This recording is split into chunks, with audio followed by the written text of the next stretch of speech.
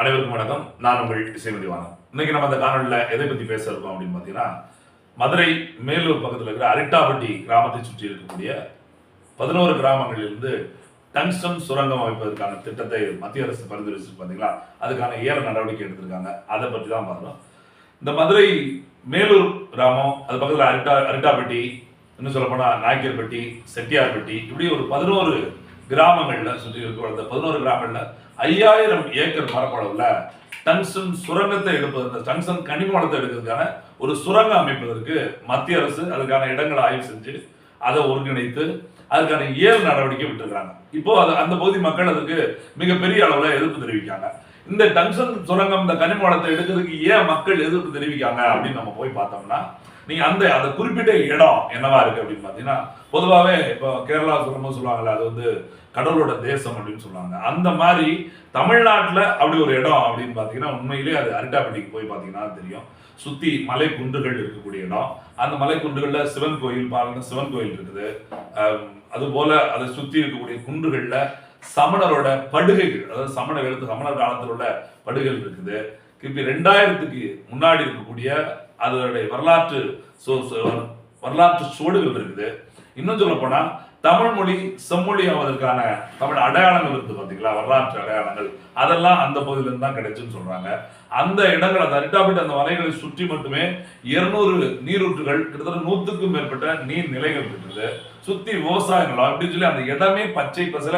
இன்னும் சொல்ல போனா 2022 நவம்பர் மாசத்துல தமிழக அரசால வந்து அந்த இடம், அந்த ஊர் எல்லாம் பாத்தீங்கன்னா என்னவா அறிவிச்சிருக்காங்கன்னா, பாதுகாக்கப்பட்ட வேளாண் மண்டலமாவே அறிவிச்சிருக்காங்க. இப்ப மக்கள் என்ன சொல்றாங்க அப்படின்னு பார்த்தீங்கன்னா, மதுரையே வந்து பொதுவா தமிழர்களுக்கான அடையாளம் இருக்கக்கூடியது, மதுரையவே நம்ம ஒரு பண்டைய அடையாளமா நம்ம அறிவிக்கணும் அப்படிங்கிற கோரிக்கைகள்லாம் கடந்த நாட்கள்ல நடந்துகிட்டே இருக்குது. இந்த சூழல்ல அந்த டங்ஸ்டன் இருக்க இடம், அது பார்த்தீங்கன்னா கிட்டத்தட்ட 5000 ஏக்கர் சொல்லியிருந்தோம் இல்லையா, அது இந்த அரிட்டாபட்டி இந்த எங்க பாதுகாக்கப்பட்ட வேளாண் மண்டலமா அறிவிச்சாங்களோ அந்த இடத்துக்குள்ள வர்ற மாதிரியான இடத்தை கவர் பண்ணியிருக்காங்க. ஆனா மத்திய அரசு சார்பில் சொல்லும் போது என்ன சொல்றாங்க அப்படின்னு பாத்தீங்கன்னா, அது ரொம்ப கம்மியான இடம், அதாவது பாதுகாக்கப்பட்ட வேளாண் மண்டலத்துல 1% இடத்து கூட நாங்க அதுல வரல அப்படிங்கிற மாதிரி சொல்றாங்க. ஆனால் அதுல இருந்து எடுத்தா அது அதோட முடியுமா, அது நீட்சி ஆகுமா, அந்த சமணர் படுகை இருக்கக்கூடிய அந்த மலை குண்டுகள் எல்லாம் குண்டு வச்சு தவிர்க்கக்கூடிய அளவு வரும். அதுல இருந்து வரக்கூடிய கழிவுகள்னால கேன்சர் போன்ற நோய்கள்லாம் வர வாய்ப்பு இருக்குது. இப்படியான சூழல்ல, அதாவது தமிழரோட அடையாளமா, தொன்ம அடையாளமா இருக்கக்கூடிய நம்ம பேசுகிற மொழி செம்மொழி ஆவதற்கான காரணமா இருந்தது. நம்மளுடைய வரலாற்று அடையாளங்கள்லாம் அங்க இருக்குது. மிகப்பெரிய வேளாண் சூழல் இருக்குது. இதெல்லாம் அழிச்சுதான் இந்த டங்ஸ்டன் கனிம வளத்தை எடுக்கணுமா? ஏற்கனவே மீத்தேன் எடுக்கிறேன், ஈத்தேன் எடுக்கிறேன்னு சிக்கல் ஏற்படுத்துறாங்க. தேனி பக்கத்துல பிரச்சனை ஆச்சு, தஞ்சாவூர் பக்கத்துல பிரச்சனை ஆச்சு, கூடங்குளத்துல பிரச்சனை. இப்படி தமிழ்நாட்டை சுத்தி சுத்தி சுத்தி இந்த எங்கெல்லாம் இயற்கை சூழல் அதிகம் இருக்குதோ அங்கெல்லாம் அந்த மண்ணை கெடுக்கிற, மக்களை அங்க இருக்கக்கூடிய வாழ்கிற சூழலை கெடுக்கிற வேலை பார்க்குறாங்க. இன்னும் குறிப்பிட்டு சொல்ல போனா, தூத்துக்குடியில ஸ்டெர்லைட் வேலை நடத்தக்கூடிய வேதாந்தா நிறுவனம் தான் இந்த ஏல அறிவிப்புல வந்து நிற்கிறாங்க. அதுவும் மக்கள் ஒரு முறை எதிர்பார்க்கறதுக்கான ஒரு காரணமா சொல்லப்படுது. மத்திய அரசு இப்ப இதை பற்றி என்ன சொல்லுது அப்படின்னா, நாங்க போன ஜனவரி மாசமே இதுக்கான ஏல ஒப்பந்தத்தை வெளியிட்டோம். அப்ப மாநில அரசுல இருந்து எந்த எதிர்ப்பும் தெரிவிக்கப்படல அப்படிங்கிறாங்க. ஆனா மாநில அரசு சொல்லுகிற போது அதை சுற்றி இருக்கிற மக்கள் மிகப்பெரிய அளவில் எதிர்ப்பு தெரிவிச்சு அந்த சுற்றி இருக்கிற கிராமங்கள் எல்லாத்துலயுமே கிராம சபை கூட்டத்துல அதுக்கு எதிராக, அதாவது டங்ஸ்டன் கனிம சுரங்கம் அமைக்க கூடாது அப்படின்னு சொல்லி தீர்மானம் பண்ணிட்டு அது எல்லா அமைச்சர்கள் வழியா எல்லாருக்கும் அனுப்பப்பட்டு இன்றைக்கு சட்டமன்றத்திலே தனி தீர்மானம் இயற்றப்படுகிற அளவுக்கு வந்திருக்கு. அந்த தனி தீர்மானம் என்ன சொல்றதுன்னா, மக்களின் எதிர்ப்பை தாண்டி இங்கே டங்ஸ்டன் கனிம சுரங்கம் அமைக்க கூடாது அப்படின்னு மத்திய அரசுக்கு நாங்கள் கடிதம் போட்டிருக்கோம் அப்படின்னு சொல்லி கனிமவளத்துறை நீர்வளத்துறை அமைச்சராக கூடிய சட்டசபையின் அவை முன்னதாக இருக்கக்கூடிய மூத்த அமைச்சர் துரைமுருகன் அவர்கள் தெரிவிச்சிருக்காங்க. ஆனா இன்னொரு பக்கம் என்ன சொல்றாங்க அப்படின்னு பார்த்தா, அங்க கனிமவளத்துறை அமைச்சராக இருக்கக்கூடிய அங்க மத்தியில் இருக்கவங்க என்ன சொல்றாங்க அப்படின்னு பார்த்தா, நாங்க ஏல அறிவிப்ப போன, அதாவது 2024 பிப்ரவரியில வெளியிட்டோம். அப்படி வெளியிடுவது அமைதி காத்தது திமுக அரசு, மாநில அரசு தான். ஒருவேளை எதிர்ப்பு அப்பவே தெரிவிச்சிருந்தா என்னன்னு பார்த்துக்கலாம். எல்லா ஏல அறிவிப்பெல்லாம் அதுக்கான அறிவிப்பை வெளியிட்டு ஏலமெல்லாம் எடுத்ததுக்கு அப்புறம் இப்போ வந்து மக்கள்கிட்ட ஒரு பிம்பம் வந்துருச்சு, மக்கள் எதிர்ப்பு தெரிவிச்சாங்க அப்படின்னா தன்னை நல்லவனா காட்டிக்கிறதுக்கா மத்திய அரசு மேல பழி போடுது அப்படிங்கிற மாதிரியான ஒரு ஸ்டேட்மெண்ட்டை மத்திய அரசாங்கம் கொடுக்குது. ஆனால் மாநில அரசு அதை மறுக்கிறது.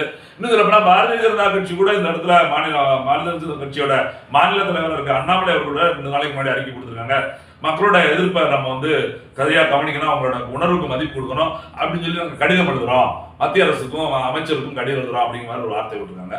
இல்ல நாம் தமிழர் கட்சி செந்தமிழன் சீமான் அவர்களும் நாளை தினம் பாத்தீங்கன்னா மதுரை மேலூர் பேருந்து நிலையத்துல இந்த டங்ஸ்டன் கனிம சுரங்கத்துக்கு எதிராக ஒரு மிகப்பெரிய அளவுல ஆர்ப்பாட்டத்தை ஏற்பாடு பண்றாங்க. வெறும் ஆர்ப்பாட்டமா இல்லாம கட்டாயம் இதை மூடணும், அதுக்கு அடுத்து மேற்கொண்டு என்ன நடவடிக்கை எடுப்போம் அப்படிங்கிறதையும் சொல்லு விதமான ஒரு ஆர்ப்பாட்டமா இதை தொடங்குறாங்க. இப்படி சுற்றி எல்லா கட்சிகளும் எதிர்ப்பு தெரிவிக்கிற நேரத்துல சட்டசபையில 2 நாளைக்கு முன்னாடி காரசார விவாதம், அதாவது மாநில முதலமைச்சருக்கும் மாநில அவை முன்னவருக்கும், இந்த சட்டசபை அவை முன்னவருக்கும் இந்த பக்கம் எதிர்கட்சியோட தலைவராக இருக்கக்கூடிய எடப்பாடி பழனிசாமி அவர்களுக்குமான ஒரு வாதம். இதுல திமுக அதிமுக என்ன நிலைப்பாடு எடுத்தது உங்களுக்கு நல்லாவே தெரியும்.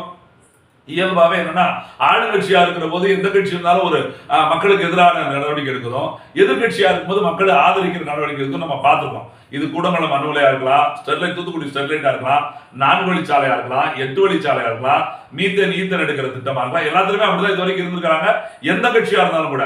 அதே தான் அந்த சட்டமன்றத்தில் எதிரொலிச்சிருக்கேன்.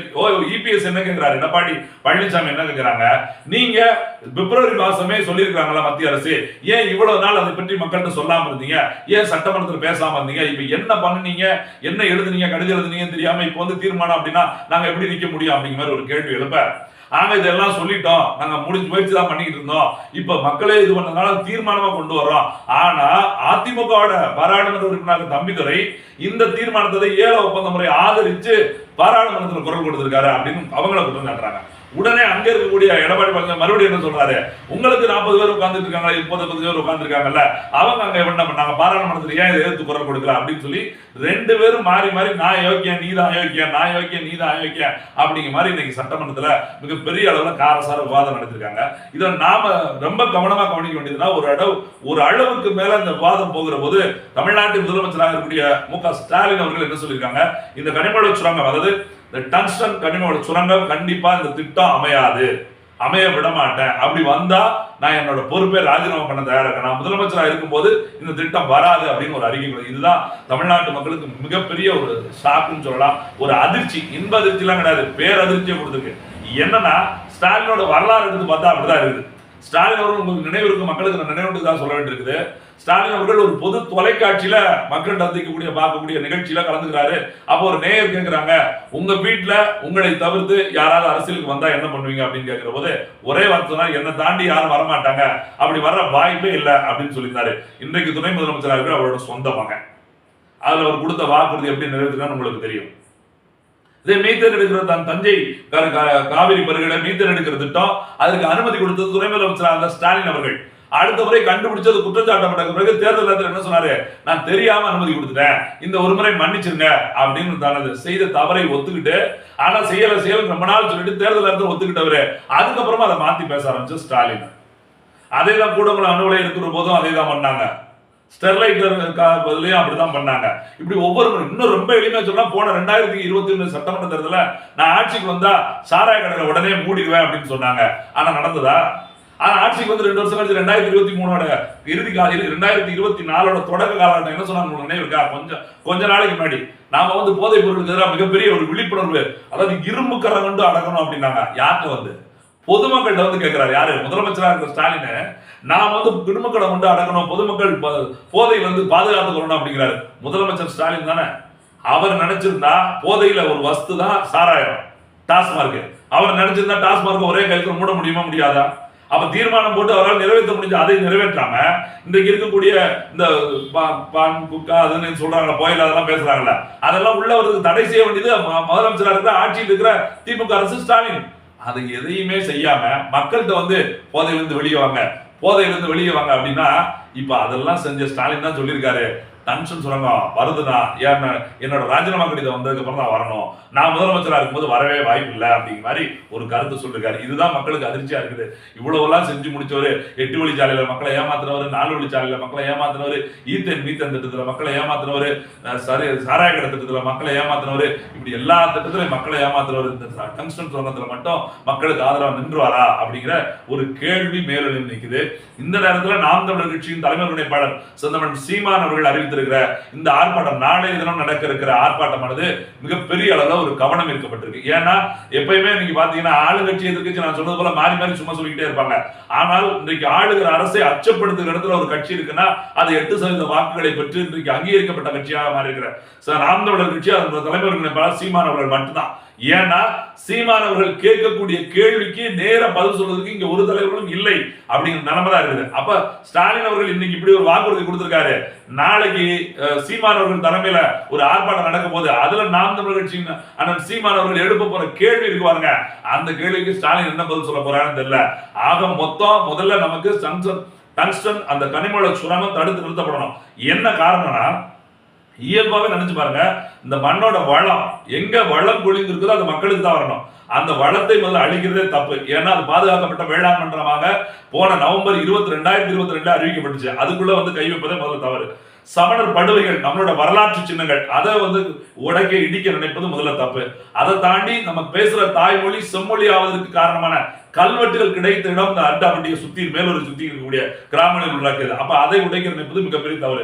இதெல்லாம் தாண்டி நல்ல சுற்றுச்சூழல் பகுதி, வேளாண் பகுதியில் நிறைந்த பகுதியை விஷத்தன்மையா மாற்றுற அளவுக்கு முதல்ல உண்டாக்க ஏற்படுத்த ஒரு தவறு நினைப்பது, அந்த சுரங்கத்தை இங்கே வந்துதான் அமைக்க நினைப்பது. அதுவும் எப்படிமாங்க 4 வழிச்சாலை போட நினைச்சாலும் விவசாயம் நல்ல விவசாயம் நடக்கிறாங்க தான், 8 வழிச்சாலை போட்டாலும் நல்ல விவசாயம் நடக்கிறது தான், மீத்தேன் எடுக்கிறாலும் நல்ல விவசாயம் நடக்கிற இடம், ஈத்தேன் எடுத்தாலும் நல்ல விவசாயம் நடக்கிற இடம், கூடங்குளம் அணுகுலனாலும் மக்கள் நல்லா மீன் பிடிச்சு வாழ்ற இடம். இப்படி எங்கெல்லாம் நல்ல மக்கள் நல்ல ஒரு வளமும் நிலம் ஒரு குளிர்ச்சி இருக்குதோ அங்க வந்து மக்களோட வாழ்க்கையை ஒழிக்கிற மாதிரி, நம்மளோட வரலாற்று சின்னங்களை அழிக்கிற மாதிரி செய்யற இந்த வேலையை உடனடியா மத்திய அரசும் மாநில அரசும் தடுத்து நிறுத்தணும். இதுல அவங்க மேல பழி இவங்க மேல பழி அப்படிலாம் மக்களை ஏமாத்தாம இந்த 2 அரசுகளும் உடனடியா எடுத்து முடிந்து இந்த சுரங்க திட்டத்தை உடனடியா மூடணும் அப்படிங்கிறதா இசைமதி வளையவிட வேண்டுகோள்.